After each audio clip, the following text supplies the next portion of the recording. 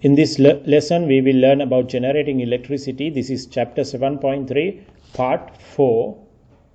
By the end of this section, you should be able to describe the factors affecting the EMF induced in a coil when there is a relative motion between the coil and a permanent magnet. We have learned the Faraday's law of electromagnetic induction, maybe in the O-level or IGCSE classes, 9 to 1 classes. If you have a magnetic field and if you move a wire in that magnetic field so that the wire cuts the magnetic field, there will be an induced EMF in that wire. Now, if the wire is in a complete circuit, there will be an induced current in the circuit. Because for current to flow, there has to be a complete circuit. There can't be gaps. That's why I mentioned for EMF, there can be a gap. There can be a potential difference. But for a current to flow, there has to be a complete circuit. So similarly over here, EMF induced in a coil when there is a relative motion between the coil and a permanent magnet. Now, if we use just a single wire, a single strand of wire, that would not give us a high induced EMF. That's why we use a coil. If you remember what you had learned in the previous classes, you would have learned that when you coil a wire, then you can get a greater turning effect. Remember in the case of the motor, for example. Describe how Lenz's law can predict the direction of an induced EMF as a consequence of energy conservation. Define Faraday's law and be able to use the equation. So you can see here in EMF, we use the Greek letter epsilon, dn phi over dt. If you remember what we learned previously, phi is the magnetic flux. Let me show you that quickly. So we have this. Now phi equals BA. That is the magnetic flux. Phi is the symbol we use. Magnetic flux linkage is N phi. This is lesson 7.3, chapter 7.3, part 1. Right now we are discussing chapter 7.3, part 4. So you can see this N phi is here, and that is the magnetic flux linkage. And the unit for this is Weber. Remember, phi equals BA, you can see that here. So we can replace the phi with BA, then we get NBA, or if you rearrange BAN, magnetic flux linkage is BAN or NBA. So that's what we have here. N phi, that is the magnetic flux linkage, divided by the time period, will give you the induced EMF. So we will see that now. Okay. So what we will learn is the electromagnetic induction, Faraday's law of electromagnetic induction. So we have one law, that is the Faraday's law, and then another one, that is the Lenz's law. So Faraday's law and Lenz's law. In the exam paper, they can ask you to write down these two laws, write the laws. So you should be able to write them with all the relevant keywords and points.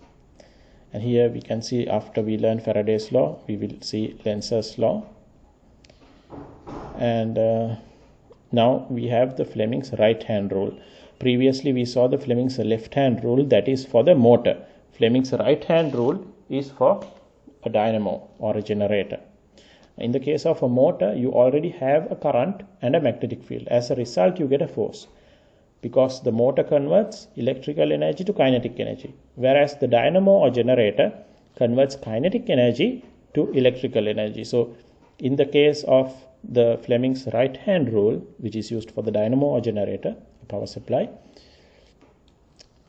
the motion is already there, or the force is already there, which is represented by the thumb, and as a result you get an induced EMF or induced current.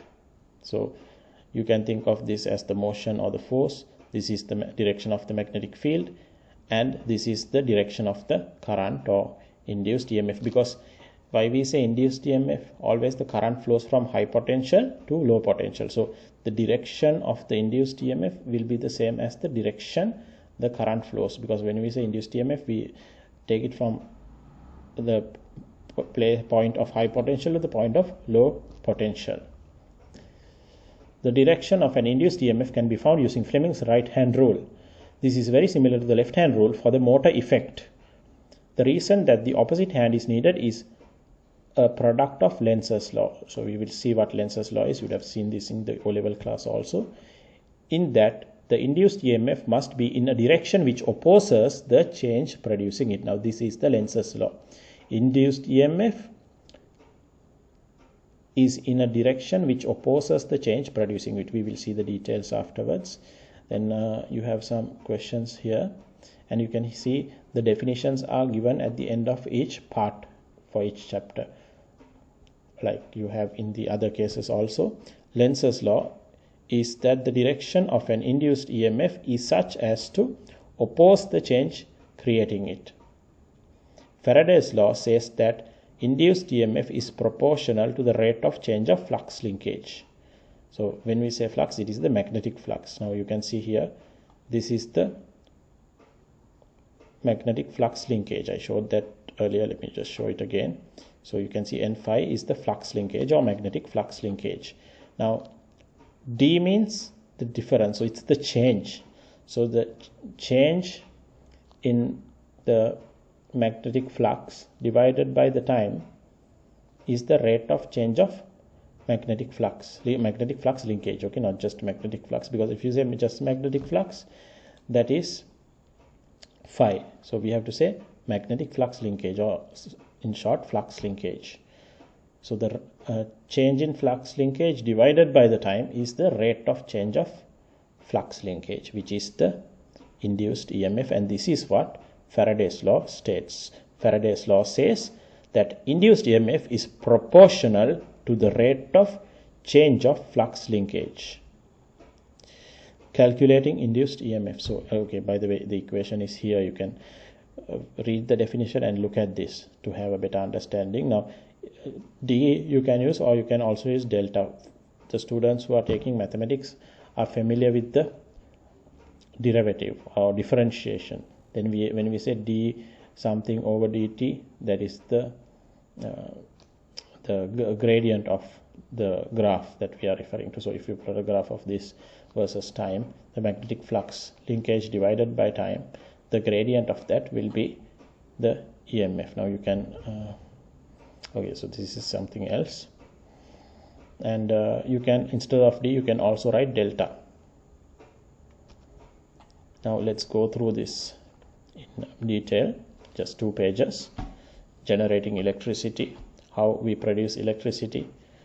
In the power stations, we have generators. The generators convert kinetic energy to electrical energy. Similarly, dynamos also convert kinetic energy to electrical energy. But in the case of batteries or cells, chemical energy is converted to electrical energy. So that is a different case. So we will see how we can use because remember, for this we are using the Fleming's right hand rule also.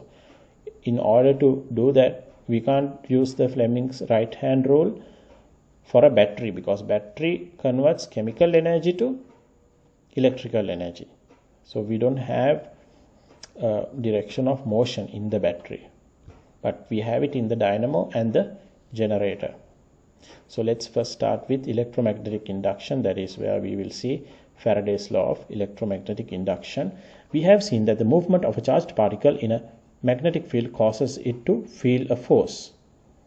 We saw that earlier. We have even, I think, seen in the AS classes, if you have a charged particle moving in a magnetic field, there will be a magnetic force on it, and we can determine the direction of this force using the Fleming's left hand rule.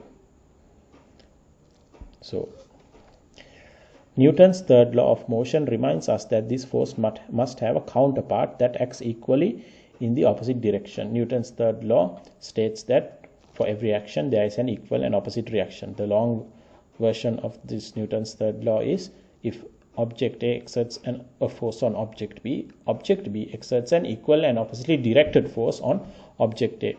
I have uploaded a video explaining in detail the Newton's third law, and also another video explaining the Newton's first 3 laws. If you want, you can watch that, especially the one on Newton's third law, if you want a complete explanation of Newton's third law.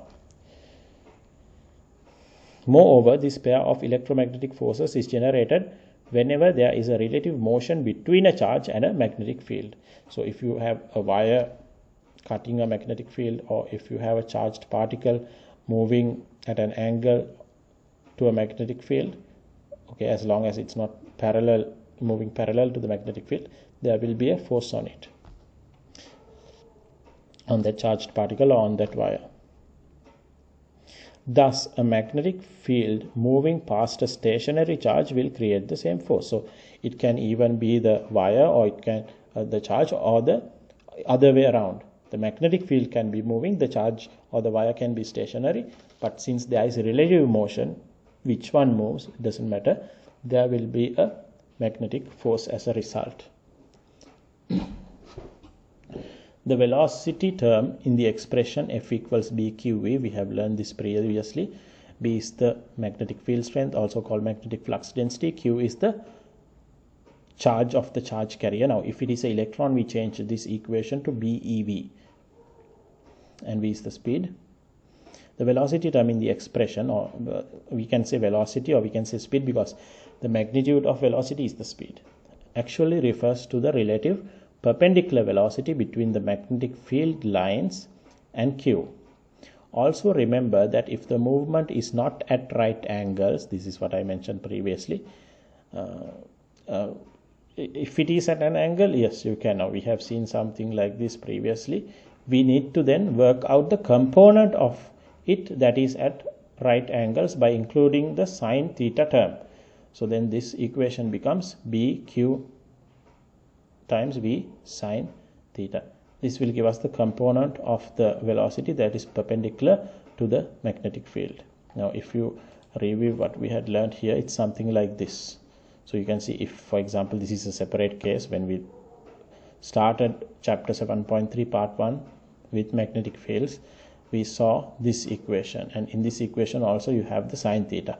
So if the magnetic field is at an angle to the area concerned, and if that angle is not 90 degrees, then we need to find the component of this magnetic field perpendicular to this area. So that's why we use B sine theta. This means that if we move a magnet near a wire, the electrons in the wire will feel a force tending to make them move through the wire.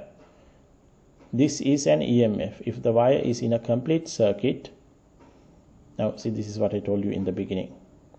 See, if the wire is in a complete circuit, then the electrons will move, forming an electric current. So for the EMF to be induced, you don't need a complete circuit. Even if it is not connected, there can be an induced EMF. But for there to be an electric current, for the charges to flow, which will produce a current in a wire, there has to be a complete circuit. We can use this principle to generate electricity. Reversing the direction of the magnetic field or the direction of the relative motion will reverse the direction of the force on the electrons, reversing the polarity of the EMF. So if this is obvious, now you can even check it using the Fleming's left hand rule or right hand rule. If you reverse the direction of the magnetic field or the direction of the force or relative motion, it will reverse the direction of the force on the electrons, reversing the polarity of the EMF. Yeah, so this is the direction of force on the electrons, or in other words, we can also say that is the direction of the current. The direction of the flow of electrons is opposite to the direction of flow of current. Faraday's law states that the induced EMF is proportional to the rate of change of flux linkage. Now we have it here, see, this is the magnetic flux linkage. So this is the change in magnetic flux linkage, then divided by time is the rate of change of magnetic flux linkage. So this is the Faraday's law. The induced EMF is equal to the rate of change of magnetic flux linkage. Now you can even say it's proportional, and I think there will be an explanation about that afterwards. Alright, so let me show you something about it right now. Now this is the Faraday's law of electromagnetic induction. The magnitude of the induced EMF is proportional to the rate of change of magnetic flux linkage. So that means this, because it says proportional. Now this is the proportionality sign. Now if you look at the units here, where n delta n phi is the change in flux linkage in a time delta t, so you get the rate of change of magnetic flux linkage. Working in SI units, the constant of proportionality is equal to 1. Okay, so that's why this and this are the same except for the sign. Here you have proportionality sign, here you have equal sign. So the constant of proportionality is equal to 1. So the equation above is a mathematical statement of Faraday's law. Note that it also allows us to calculate the magnitude of the induced EMF. So some textbooks may use the capital epsilon, which is like the letter E, is the letter E you can say. Then in the other book you can see here simple epsilon is used, which looks like this. So if you want, you can look at the Greek alphabet, then you will see all these things, all these different letters, capital as well as simple letters. Its direction is given by Lenz's law, so we will see that, which is explained in the, alright, so let's go back. Relative movement between a wire and a magnetic field will induce an EMF. So induce a EMF. Okay, here you can see that this is a wire, you can see this is a wire, and here you can see two magnets. So there will be a uniform magnetic field here, we can say, because you have opposite poles, say for example facing each other. Now, how I know it's opposite poles? Because otherwise if you do this, then you will have a neutral point here if like poles are facing each other. So here you have, let's say, north pole, here maybe a south pole, or even the other way around, north pole here, south pole here, then there will be a uniform magnetic field. Now when you move this wire perpendicular to the magnetic field, causing it to cut the magnetic field, there will be an induced EMF, and since this is in a complete circuit, there will be an induced current, and you can probably get the reading. So here it's measuring the induced EMF. And in paper 6, that is unit 6 or unit 3, since you all are doing, this is A2, you have the practical paper, let's say unit 6, you may have something like this. So these investigation types of explanations are usually questions that are asked in the practical type paper. Investigating Faraday's law, you can investigate Faraday's law using a magnet and a coil. So here is the magnet and here you have the coil. So this magnet can be dropped through this coil using a magnet and a coil of wire connected to a voltage data logger. So you connect it to a computer like with this, the voltage data logger, as shown in figure B, or more simply using the setup in figure A. So either this way or this way. Now in both cases you can investigate the Faraday's law. So if you move this faster, the induced EMF will be greater because the field lines are cut at a higher rate if you move it faster. So then it will give a greater induced EMF. If you move this slowly, the magnetic field lines are cut at a slower rate, or we can say the rate of change of magnetic flux linkage is less. If you move it slowly, as a result, the induced EMF will be less. Why? Because the rate of change of magnetic flux linkage is directly proportional to the induced EMF. Now we can say it like this. Magnitude of the induced EMF is proportional to the rate of change of magnetic flux linkage. So if you have the change is less in the same period of time, the change in the magnetic flux linkage, then you have a lesser induced EMF. Now same, but you can do it like this. Now when this magnet is dropped through this coil, the magnetic field around this magnet will cut the coil of wire, which will induce an EMF. Now when this moves down, it's accelerating. The value is approximately, let's say, equal to g, the acceleration of free fall. So in the beginning its speed is less compared to the speed at the end, so the speed increases. Measuring the induced EMF as a magnet falls through a coil of wire. Then we have Lenz's law. Now when we do this experiment, this tube is copper, so it is not attracted to the magnet. If we use steel or iron, what will happen is the magnet will not fall through. Instead it will stick to the, or it will be attracted to the copper tube, and it would stick to the copper, sorry, not copper. If you use steel or iron, then it would stick to the steel or iron tube, because steel and iron are magnetic materials. They are attracted to magnets, but copper isn't attracted. If you remember in the O-level class, the magnetic materials contain iron, nickel and cobalt. Then we have Lenz's law. Now I already mentioned that the tube that we are using here is a metal. It has to be a metal because metals are conducting. You can't use an insulator here for you to observe this effect. Now if you drop this magnet through a plastic tube, it will come down faster, but if you drop it through a metal, for example metallic tube like copper, it will take a longer time to fall, maybe a few fractions of a second longer. Why? Because of Lenz's law. So we will see what that is.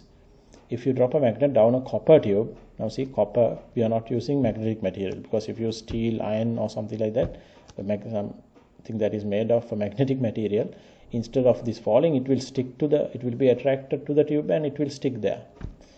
So see, we are not using a magnetic material, but we are using a metal.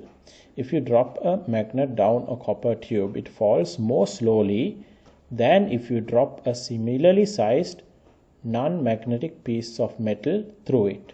So like I said, if you want, you can use the magnet and an insulator here, a non-metal tube, or else you can use the same copper tube, and instead of a magnet you can use something with the same dimensions and maybe the same weight or something like that.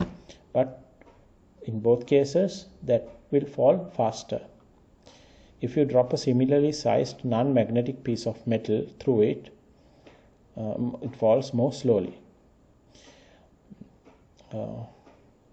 If you drop a magnet down a copper tube, it falls more slowly than if you drop a similarly sized non-magnetic piece of metal through it. As copper is a non-magnetic material, the friction forces through friction forces should be identical on two falling objects. See, copper is a non-magnetic material.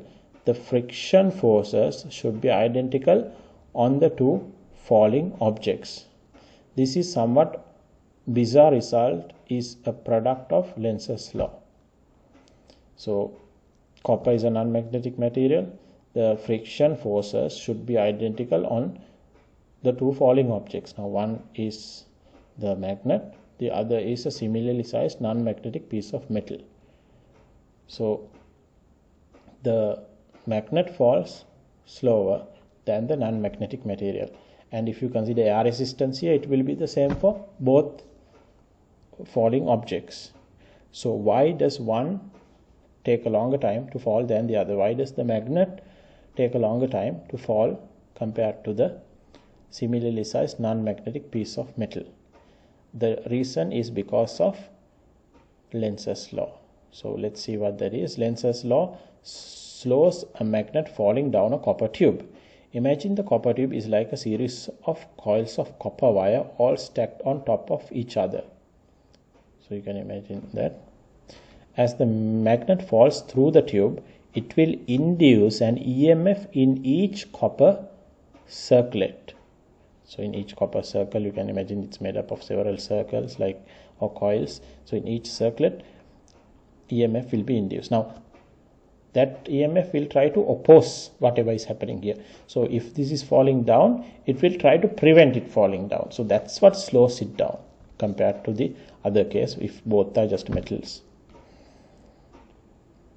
As the magnet falls through the tube, it will induce an EMF in each copper circlet, which will cause a small current to flow round the tube.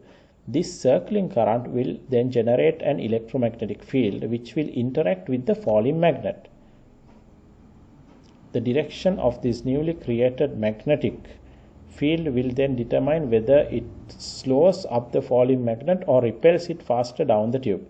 If the latter were the case, then the magnet would end up with more kinetic energy than the gravitational potential energy than it had at the start. This is impossible, so can't have more energy because of the law of conservation of energy. This is impossible, and so the law of conservation of energy dictates Lenz's law. So this is Lenz's law. The direction of an induced EMF is such as to oppose the change creating it. Now this magnet falling through this metal tube, this copper tube, induces an EMF inside that copper tube. So what this induced EMF tries to do is it tries to oppose that effect. So now this magnet is falling, so it will create a magnetic field to on this side repel it, on this side to attract it, to try to slow it down. So it always opposes the effect producing it. That is the Lenz's law. In this way, the EMF induced in the tube acts to try and slow down the magnet, as the movement of the magnet is the change creating the EMF, this EMF. The induced current around the copper tube acts as an electromagnet, and the polarity of this induced magnetic field is opposite to that of the falling magnet, so it slows up the magnet's fall. So like I said, if here you have a north pole on the magnet, here on this side there will be a south pole, and so here north pole means on this side of the magnet it will be south pole, so here on the other side it will create a north pole. Okay, so this is why it slows down. Okay, so again, in this way, the EMF induced in the tube acts to try and slow down the magnet, as the movement of the magnet is the change creating this EMF. The induced current around the copper tube acts as an electromagnet. Now you can see electromagnet. Now to understand this better, we will look at another example. Now if you have a current in a coil or a long coil which is called a solenoid, you will have a north pole and a south pole created in that. So that is then an electromagnet. You have learnt about electromagnets in the O-level and the 9 to 1 classes, and the polarity of this induced magnetic field, so if it is an electromagnet, there will be a magnetic field around it, so that will try to oppose the falling magnet, so it slows up the magnet's fall. So that is why we have Lenz's law. Let's look at another example which is not given here to help you understand this better. I think you would have seen that even in the O-level class. Alright, so this is the second example. This is also in the O-level book. Now you have learnt about the solenoid. Solenoid is a long coil. Now if you have a long coil like this, and if there is a battery or cell connected to it, there will be a current flowing obviously, and as a result you will get a north pole here and a south pole here. Now this is an electromagnet because it created a magnetic field around it. So you can determine where the north pole is by using the right hand grip rule for solenoids. Your fingers point in the direction of the current, then the thumb points in the direction of the north pole that is induced or produced by this current flowing in the coil. So this is the right hand grip rule for solenoids. Now similarly you can try this one. See here you don't have a battery, but here what is happening is, now remember Lenz's law, and induced current always flows in a direction such as to oppose the change which produced it. So here you have a magnet. Now what did I tell you? So oppose the effect. So if you bring the magnet towards this end of the coil, it will try to oppose the effect, which means it will try to repel it. So to repel it, it should create a north pole here. So it is coming this way and it opposes the change which is producing it. So it creates a north pole here. Now when you have a north pole here, using the right hand grip rule. Now again the same thing what you have here, you can use the right hand grip rule for this solenoid. Then the current will be flowing on this side, it will be flowing up. So the current, you can see it goes like this. Then the galvanometer, this is the galvanometer, and it will deflect to the right, which indicates the direction of the induced current. So here when you move this, there will be an induced current. Again you can see which tries to oppose the change producing it. Now if you move the same magnet, you can see the same north pole, if you move it away, what will it try to do? It will try to attract it. So again try to oppose that. So if it's moving away, it will try to attract. If it's coming towards, it will try to repel. Always the opposite thing happens. So to attract this magnet, a south pole will be created here. Now again you can use the right hand grip rule for solenoids to determine the direction of the current, and the thumb points this way. Then your fingers wrap around the coil in this direction, which means the current is flowing like that, and this way. So here the needle of the galvanometer will deflect to the left. The needle of the galvanometer deflects in the direction that the current is flowing. So here is the second example. Okay, let's go back. Okay, so you can see the Fleming's right hand rule, it's also shown here. Fleming's right hand rule, the thumb is the direction of the motion of the wire, or the force, we can say force, if the force is moving it in that direction. Okay, then we can say, because sometimes an object can be moving opposite to the direction of the resultant force, in which case it will be slowing down. So that's why, to be very clear, we use the word motion here. So if this wire is moved up, okay, then thumb points in the direction of the force. Normally, always, most of the time, the force and the motion are in the same direction. So anyway, we will take it to be motion then. So the thumb points in the direction of the motion, the index finger points in the direction of the magnetic field, then the middle finger points in the direction of the current. So here, in the case of a generator or dynamo, the movement produces the current. So that's when we use the Fleming's right hand rule. Fleming's right hand rule is used for the dynamo. Left hand rule is used for the Fleming's left hand rule is used for the motor. In the motor, the current produces that movement. In both cases, you already have the magnetic field. So here you can now see the motion is upward. So you can see here the right hand. Then the magnetic field is this way. You can see the index finger is pointing that way, and then the current in that portion of the wire which is in the magnetic field will be that way. So the current flows in the anti-clockwise direction. Okay, so this is again what we have here. You can see it's the same thing, but I think here it's shown a lot more clearer than what you have here. The direction of an induced EMF can be found using the Fleming's right hand rule, figure D. Fleming's right hand rule tells us the direction of an induced EMF, so which is the same as the direction of the current. Second finger, induced current or induced EMF, because the current flows in the direction of the EMF from high potential to low potential, always current flows. This is very much similar to the left hand rule for the motor effect. Remember, Fleming's left hand rule was used for the motor. The reason that the opposite hand is needed is a product of Lenz's law, in that the induced EMF must be in a direction which opposes the change producing it. Okay, then we'll go through an example to help you understand what you learned even better. Okay, so we have calculating induced EMFs, and you have the Faraday's law of electromagnetic induction. Now that is actually, let me just show you from the other book. Okay, so we'll have to go back. Okay, so remember the Lenz's law had the word opposes the effect. So if you remember Faraday's law, you didn't actually have this minus sign there. I will show it you again. See, we had this now. The magnitude of the induced EMF is proportional to the rate of change of magnetic flux linkage. Then you get this. There is no minus sign here. But here you can see a minus sign. Okay, so Faraday's law told us that the EMF would be proportional to the rate of change of flux linkage, and the minus sign in the equation comes from Lenz's law. So this is the Faraday's law. There is no minus sign here. And then once you put the Faraday's law and the Lenz's law together, you get a minus sign here.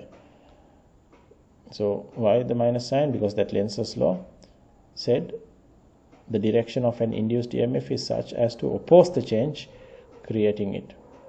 Putting Faraday's and Lenz's laws together gives us an expression for calculating an induced EMF. And the minus sign in the equation comes from Lenz's law to indicate the opposing direction. Now let's go through the calculation. Example: Zora has a wire of 120 circular turns. So N is 120. Remember the number of turns or coils? We have actually seen that previously also. Let me just show you. Yeah, see here N.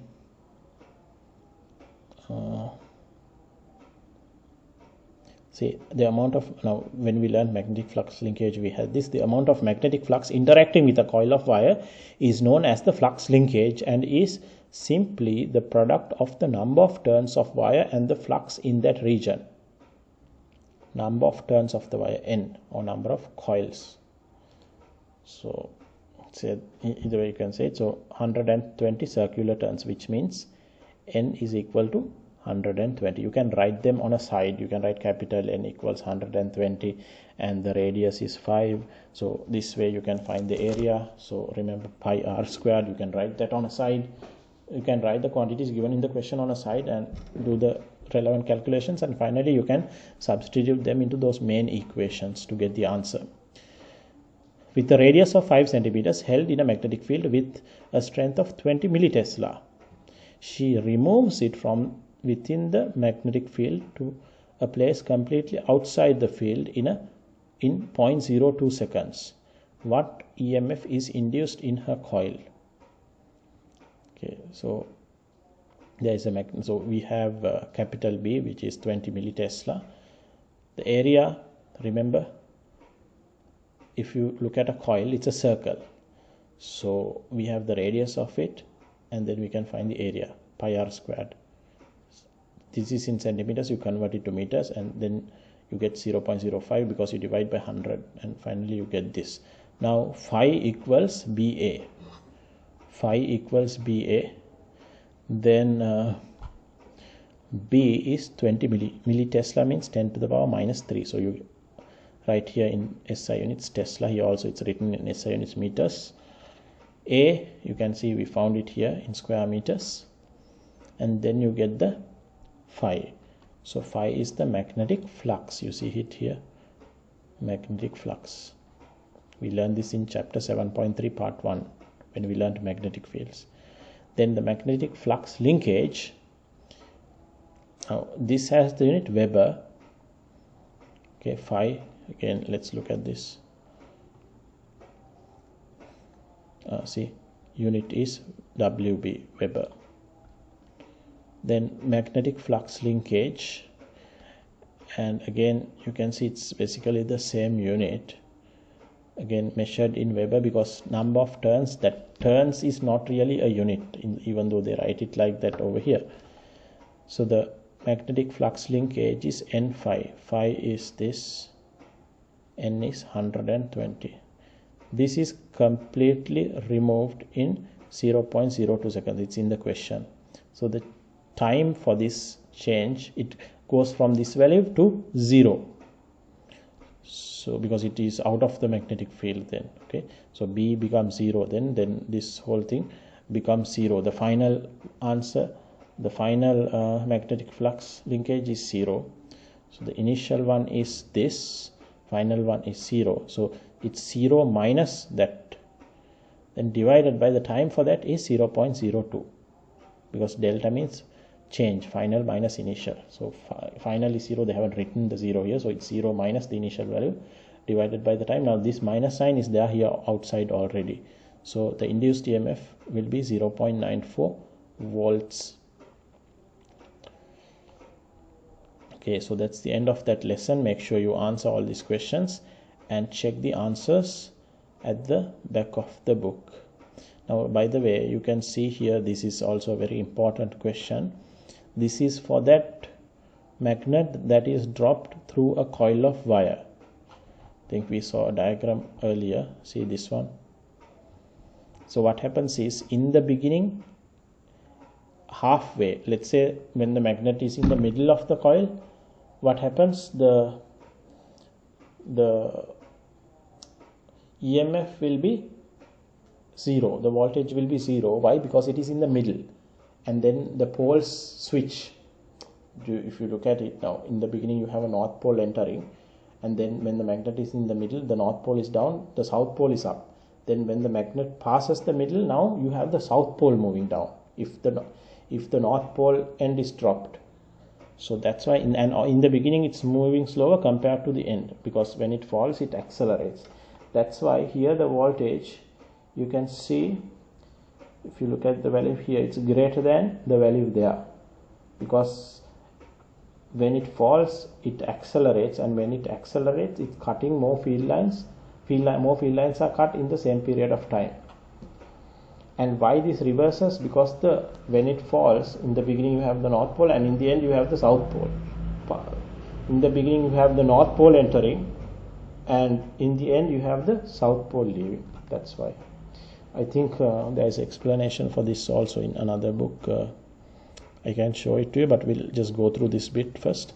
Lenz's law is that the direction of an induced EMF is such as to oppose the change creating it. So make sure you memorize this with understanding. In the exam they can ask you to write these things down, including this equation to explain Faraday's law, and then Faraday's law and Lenz's law put together. Now if it's Faraday's law, you don't have the minus sign. If it's Lenz's law, you have with the Faraday's law together, you have with the minus sign here. Faraday's law states that the induced EMF is proportional to the rate of change of flux linkage. Now here when we say flux, it's the magnetic flux. All right. Okay, so regarding what I mentioned earlier, now here you can see another diagram, another question basically. Now what happens is, when you drop this, now see, one wire is connected to the bottom here, the other wire is connected to the top. So it measures the induced EMF with the time. So in the beginning when it is dropped, now the speed here when it enters the coil is less compared to the speed when it is leaving the coil. And here you can see a north pole is entering. North pole is entering. Now remember, we learned Lenz's law. I showed you another diagram also from another O-level book, but I will show it to you right now.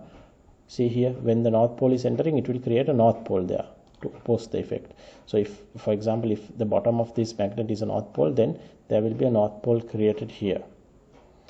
Okay, then when this is leaving, so let's say this is here now, and then when it is leaving, the south pole is leaving. So when it is leaving, it will try to attract it. Remember, it opposes the effect. So when the south pole is leaving, now the north pole will be created on this side. So you see, earlier the north pole was here, now the north pole is here. So what happens? The current in the coil is, as a result, gets reversed. So that's why here you have EMF this way, positive, and then when it is leaving the coil, the EMF is negative. But you can see the peak here, the trough or the value here of EMF is greater than the value here, because when it is leaving the coil, it is moving at a higher speed. When it is moving at a higher speed, it will cut more field lines. The change in magnetic flux linkage is greater in the same period of time. When it is leaving, because it's moving fast, it cuts more field lines, or field lines cut more coil of wire. And if you compare this diagram with what they have given you here, see, you don't have a region where it is horizontal here. Why? Because here you can see the coil is very small. Even I think the magnet is even longer than the coil. That's the reason. So here you can see there is a flat region, because the magnet will be inside the coil for some time. Yeah, you can see here, explain why no EMF is induced while the magnet is entirely inside the coil, section BC. Okay, so this is the solution. Answer: there is no change in the flux linking the coil. The magnet is parallel, the motion is parallel to the field. So if, yeah, obviously I think you can see that. Now this is a bar magnet. So if in a bar magnet, if you look at the magnetic field pattern around that bar magnet, you will see that roughly on either end of the longer side of it, the magnetic field is, we can say, roughly horizontal. Okay, roughly, it's not horizontal, but you can think now around this. Now you know what the magnetic field around a bar magnet looks like. So on this side and this side, it's horizontal. So then you have the magnetic field between two magnetic field lines. The coil is just passing between the two field lines. So then it is not cutting the magnetic field or the coil. The magnetic field is not cutting the coil. So when it is here, it is roughly, it's not cutting, we can say. That's why then the EMF is 0, because for an EMF to be induced, the magnetic field or the coil should cut the magnetic field. See, there is no change in flux linking the coil. The motion is parallel to the field. There is no change in the flux linking the coil. The motion is parallel to the field. See, it's moving parallel to the field, and there is no cutting of the field lines with the coil. No cutting of the field lines by the coil, or field lines are not cutting the coil. So then there is no change in flux linking the coil.